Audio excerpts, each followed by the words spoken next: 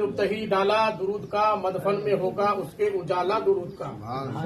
मोमिन है जिसने रुपतही डाला दुरूद का, मदफन में होगा उसके उजाला दुरूद का। वल्लैले जिसकी जुल्फ है वह शम जिसका रुख, वल्लैले जिसकी जुल्फ है वह शम जिसका रुख हो, ऐसे चांद के लिए हाला दुरूद का। सुभान अल्लाह। और आगे लिखते हैं कि दिल खानाए खुदा है तो उसके लिए जरूर, दिल खानाए खुदा है तो उसके लिए जरूर अकुंजी नबी के नाम की ताला दुरूद का।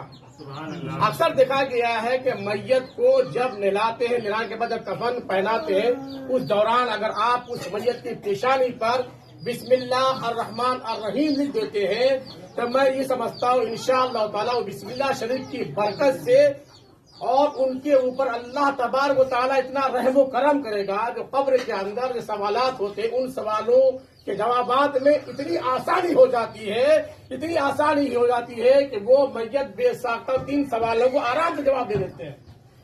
हम लोग को चाहिए कि ऐसे माहौल में जब भी किसी मैयत को निलान दिलाने के बाद जब कफन पहनाया तो ये जरूर याद रखिए, अगर वो किसी भी पीर या मुर्शिद से अगर वो हो चुके हैं, मुरीदी ले चुके हैं, कि उनका सजा रखा जाए। अगर आप नहीं लिए हैं या भूल गए हैं तो कम से कम इसका जरूर ख्याल रखें कि शहादत की उंगली से उनकी पेशानी पर लिखा जाए बिस्मिल्लाह शरीफ। कहते हैं लिख लिख के जा बजा खते तुगरा आए दोस्तों, कहिए सुभान अल्लाह। सुभान अल्लाह, सुभान जा अल्लाह। बजा खते तुगरा आए दोस्त तो मेरा कफन बना दो दुशाला दुरूद का।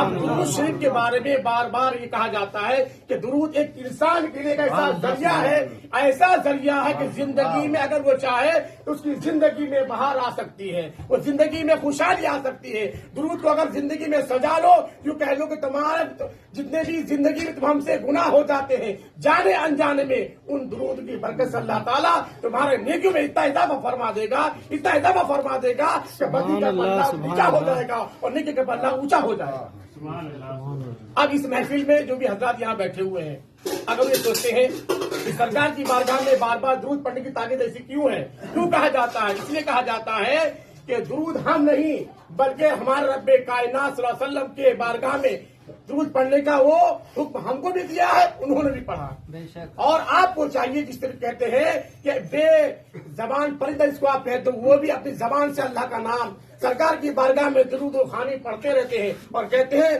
कि जब इंसान अगर उसकी जबान से मोहम्मद सल्लल्लाहु ताला अलैहि वसल्लम अगर वो निकल जाता है, वो जबान से हरकत ना दे पाए, जबान से बोल ना पाए और दिल की गहराई से अगर वो ये कह लेता है कि आका की बारगाह में दुरूद व सलाम मैं पेश कर रहा हूँ, अल्लाह तबारक ताला उसकी जबान की बरकत से एक परिंदा ऐसा तैयार फरमाता है, ऐसा तैयार फरमाता है, वो परिंदे को हुक्म होता है परिंदा तू जन्नती है। वो परिंदा कहता है कि मेरे पर हरे हैं और मेरे जो है होठ याकूत के मूंछ जड़े हुए हैं। अल्लाह तबारक व तआला बेसाख्ता उसको कह देता है, अरे परिंदा जा जन्नत के अंदर दाखिल हो जा।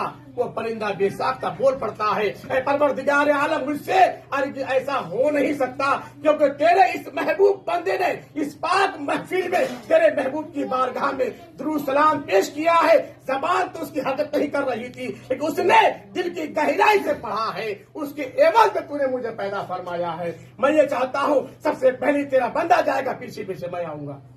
वक्त नहीं है तो बयान किया जाए, मैं इन्हीं बातों के साथ अपनी बात को खत्म कर रहा हूँ। आप मोहब्बत से खड़े हो जाए और सलाम पढ़े।